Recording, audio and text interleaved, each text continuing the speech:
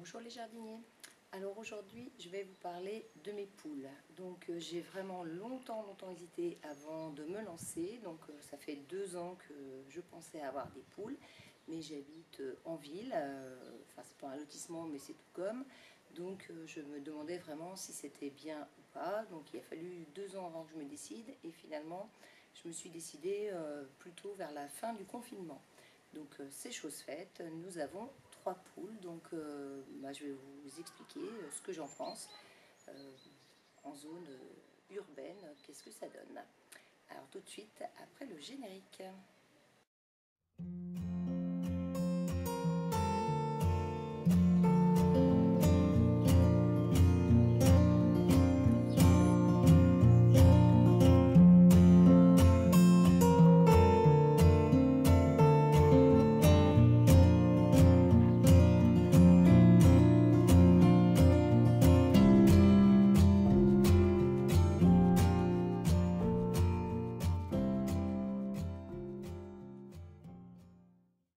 Donc, pendant le confinement, nous avons commandé notre poulailler en bois chez Poulailler Design et nous l'avons lasuré puis monté.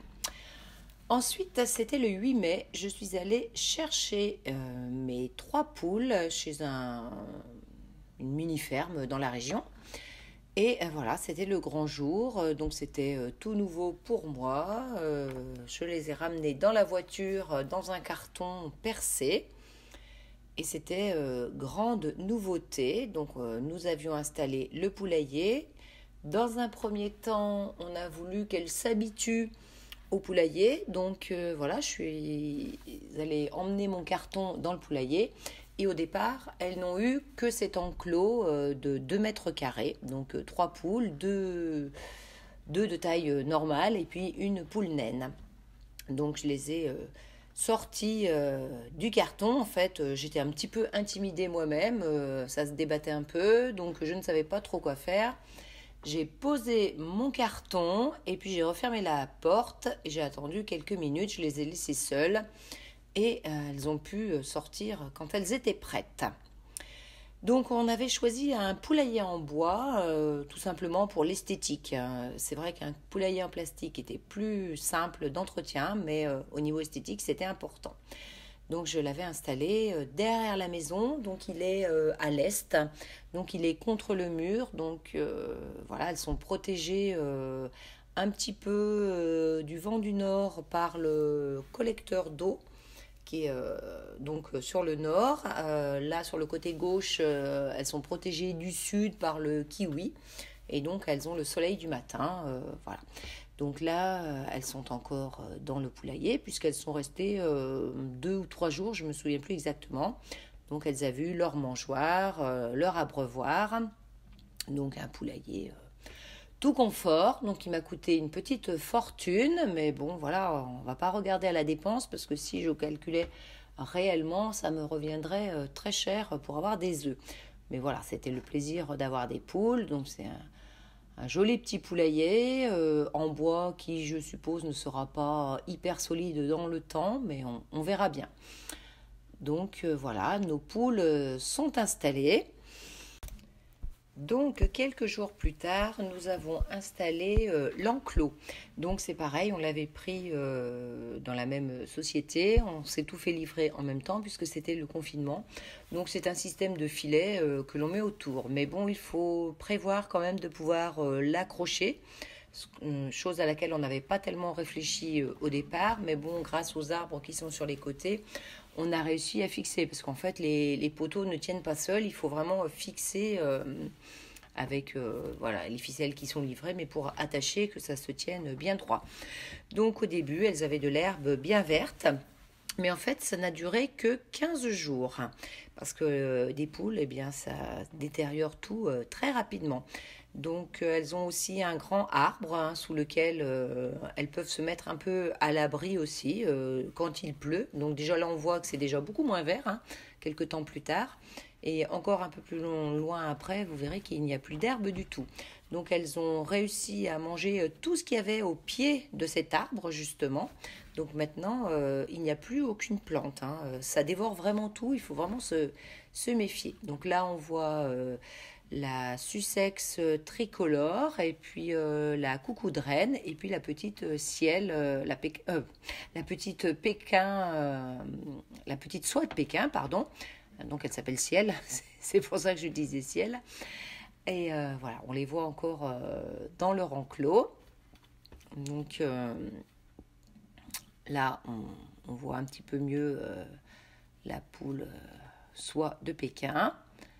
Voilà, donc je leur donne à manger. Là, on voit sur la gauche une gamelle à l'extérieur. Ça, c'est en plus. Hein. Oh, alors, elles sont pas malheureuses chez moi parce qu'elles ont à manger 2 fois par jour, plus les grains à volonté à l'intérieur du poulailler. Donc, le matin, quand je vais le rouvrir, je leur donne à manger. Donc, ça peut être du pain. Donc, c'est souvent à base de pain, d'ailleurs, qu'on me donne du pain. Je leur fais cuire des pommes de terre, je leur fais cuire des pâtes, du riz, quelques restes d'alimentation. Mais en fait, moi, j'ai peu de restes chez moi. Donc, on n'est que 2 et on finit nos plats en général. Donc, je leur fais souvent des choses à côté. Et puis, je leur redonne encore souvent dans l'après-midi quand je retourne les voir. Et il faut croire que ma petite pâtée est bonne parce que tous les soirs, enfin non pas tous les soirs, un soir sur 2, quand j'allais fermer les poules, je trouvais un hérisson qui était dans la gamelle. Jusqu'au jour où j'ai trouvé sa cachette et maintenant c'est terminé, je ne le vois plus. Alors comme je vous l'avais dit, on voit bien que l'enclos, il n'y a plus d'herbe du tout. Donc ça y est, tout est disparu. Donc je suis bien obligée de leur donner un petit peu de verdure. Donc là, je leur avais donné les salades qui montent, enfin qui étaient toutes montées. Donc elles se font un plaisir de manger les salades et on les voit bien gratter avec leurs pattes. Donc on comprend bien en les voyant faire, même pour leur nourriture qui est déjà toute prête, elles grattent sans cesse. Donc on comprend bien pourquoi elles arrivent à abîmer un terrain très très rapidement. Donc des poules, ça a besoin de verdure. Donc ce que je fais, moi, quand il n'y a plus, que j'ai rien d'autre à leur donner, donc j'essaye aussi de leur donner de la pelouse tondue. Mais non, je trouve que ça marche beaucoup moins bien. Enfin, certains le font, mais moi, je trouve qu'elles ne mangent rien quand je leur donne de la pelouse tondue. Donc ce que je fais de temps en temps, c'est que je les mets à l'extérieur dans l'herbe. Donc évidemment, quand il y avait les petits-enfants, ils se faisaient un plaisir de regarder les poules, de courir après, enfin de courir après sans leur faire peur, mais voilà, ils suivaient un petit peu les poules et ça les amusait beaucoup de voir les poules naviguer dans le jardin. Et puis surtout, moi je pouvais les surveiller parce que voilà, je voulais pas qu'elles aillent n'importe où. Donc dès que je voyais qu'elles se grattaient un petit peu trop dans un endroit, je les renlevais. Donc j'ai fait ça plusieurs fois dans l'été, je les ai sorties un petit peu. Alors après, quand les poules ont bien fait leur petite promenade, il s'agit de les attraper. Bon, là c'était assez facile, mais il arrive que je cours un petit peu plus. Et puis, autre chose sur les poules, eh bien, il faut savoir qu'elles ont besoin de bains de poussière. C'est pour chasser les parasites. Donc, elles font des trous un petit peu partout. Donc là, dans l'enclos, elles en ont fait un là au fond. Elles en avaient fait un sur le devant aussi. Elles en ont fait un autre sous l'arbre. Et d'ailleurs, dans celui-là, eh bien, on va pouvoir passer à l'épisode des œufs. Une des poules, la Sussex, au départ, a décidé de faire tous ses œufs dans ce nid de poule qu'elles avaient fait, alors qu'elles avaient un pondoir. Il y a 3 pondoirs dans le poulailler, mais à chaque fois, j'avais ce œuf à cet endroit-là. Et voilà, 2 œufs, des œufs de poule.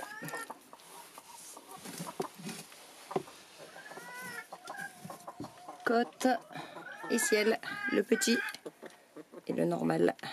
Voilà. Donc on voit bien les 3 pondoirs, mais toujours un seul d'utilisé. Au bout d'un mois, la Sussex tricolore a compris qu'elle devait faire ses œufs dans le pondoir. C'est maintenant chose faite. J'ai rencontré un problème aussi avec elle. C'est un problème de couvade. Donc elle couvait ses œufs et puis ça a duré quelques jours. Donc je l'ai isolée dans une cage pour essayer que ça s'arrête. Ça a marché, 2 jours de cage. Elle est retournée avec les autres et elle s'est remise à pondre 8 jours après. Mais ensuite, c'est Ciel qui a pris le relais et avec elle, c'est complètement différent. Donc, je l'ai effectivement mise dans sa cage. Je pensais que ça allait marcher. Elle est restée 5 jours complets dans la cage et puis on devait partir en vacances. Donc, il a bien fallu que je la remette avec les autres. Mais là, vous voyez que même la cage ouverte, il n'y avait pas moyen. Elle revenait tout de suite dans sa cage. Il arrivait même des moments où elle se perchait sur la cage. Donc, je l'ai remis après avec les autres. Et le problème, c'est qu'elle couve toujours. Ça fait plus d'un mois que ça dure et je n'ai toujours pas réussi à trouver comment faire pour arrêter cette couvade. Donc, pendant qu'elle couve, eh bien, elle mange beaucoup moins. Ce sont des poules qui perdent du poids. Donc Fanny, elle a perdu du poids. Je la sens beaucoup plus légère, hein, la Sussex. Et maintenant, la petite Ciel, bon, elle était déjà légère au départ, mais je me demande comment l'histoire va terminer, parce qu'elle ne mange plus beaucoup. Donc là, évidemment, ce sont des images plus anciennes où elle venait bien manger toutes les trois. Alors Ciel, elle mange un petit peu dès que je la sors, mais il faudrait que je la sorte 15 fois par jour. Et comme en ce moment je travaille, eh bien, je ne peux pas me permettre de la sortir sans cesse. Elle ne mange que lorsque je la sors. Donc c'est un véritable problème, cette histoire de couvade. Une chose dont il faut être conscient lorsqu'on prend des poules, c'est le nettoyage et le temps que cela va demander. Donc le poulailler a besoin d'être nettoyé régulièrement si on ne veut pas qu'il y ait des maladies qui s'installent ou des parasites. Donc là, on me voit en train de ramasser les crottes une à une, donc crottes que je mets dans un seau parce qu'après, plus tard, je les mettrai sur le potager puisque y a beaucoup d'azote et c'est très bon pour les légumes. Donc évidemment, je pourrais me dispenser de le faire comme ça à la main, je pourrais utiliser un râteau et racler de façon plus grossière. Mais là au moins, je suis sûre que c'est bien propre. Et puis je nettoie aussi évidemment l'intérieur du poulailler régulièrement. Donc j'utilise des copeaux de bois, donc j'achète ça dans des sacs. J'ai acheté 2 sacs et pour l'instant j'en suis encore à mon premier sac. Donc je mets ces copeaux de bois dans le poulailler là où là il y a le tiroir pour réceptionner les fientes et puis je les mets aussi dans le pondoir. Donc j'y ajoute de la terre de diatomée pour éviter les poux rouges notamment. Donc j'espère ne pas en avoir. Bon, pour l'instant c'est encore récent, je n'ai pas encore eu ce problème-là. Donc voilà, ça m'occupe quand même beaucoup ce nettoyage et il faut le faire régulièrement. Je dirais qu'au moins une fois par semaine, il faut le faire. Donc là, à une époque, dans l'été, je le faisais un petit peu tous les jours, mais voilà. Ce qu'il faut savoir, c'est que je me suis aussi beaucoup inquiétée au départ avec les poules pour leurs crottes. Il y en a une qui avait de la diarrhée, donc j'étais complètement stressée les premiers jours parce que ma poule avait de la diarrhée. Mais bon, il ne faut pas s'affoler non plus parce que c'est quelque chose de tout à fait normal chez les poules. Elles ne sont pas réglées, c'est pas toujours pareil et il faut pas s'affoler dès qu'on voit la première diarrhée. Donc je le dis pour tous les novices, tous ceux qui hésiteraient parce que c'est quelque chose qui m'a vraiment beaucoup stressée au départ. Donc effectivement, on trouve toute espèce de forme de fiente de poule et puis encore actuellement, elle continue de temps en temps, une fois l'une, une fois l'autre, à avoir un petit peu des diarrhées, mais voilà, il n'y a absolument rien de grave, donc il ne faut pas s'affoler devant des crottes liquides. Et sinon, ce qu'il faut savoir, c'est que les poules, souvent, elles font leurs crottes, leurs fientes, et il y a une petite tache blanche sur le dessus. C'est l'urée, je crois, si je ne me trompe pas. Donc c'est assez caractéristique. Donc voilà pour l'épisode crotte de poule. Donc pour l'instant, je n'ai pas eu de poule qui était malade. Je me suis aussi beaucoup inquiétée au début parce que j'en avais une qui toussait. Donc elle éternuait souvent. Ça a duré pratiquement un mois. C'est Fanny, elle éternuait beaucoup. Et puis finalement, ça s'est calmé. Et pourtant, il faisait pas froid du tout. Elle n'avait pas pris froid. C'était pas le coryza, mais voilà, on ne sait pas pourquoi. Bon, les poules, ça peut aussi éternuer et ce n'est pas grave. Donc, il ne faut pas non plus s'affoler dès qu'il y a un petit truc qui ne va pas. Donc, j'apprends à relativiser un petit peu. Mais j'avoue qu'au début, j'étais quand même pas mal stressée quant aux soins de ces poules. Je me voyais déjà chez le vétérinaire dès qu'il y avait un petit truc qui n'allait pas. Donc après, je me raisonne et je me dis, bon, ce ne sont quand même que des poules et je ne vais pas aller chez le vétérinaire parce qu'il y a une poule qui a la diarrhée ou parce qu'il y a une poule qui éternue.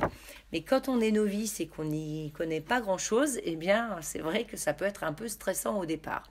Donc ça, il faut être conscient de tout cela quand on prend les poules.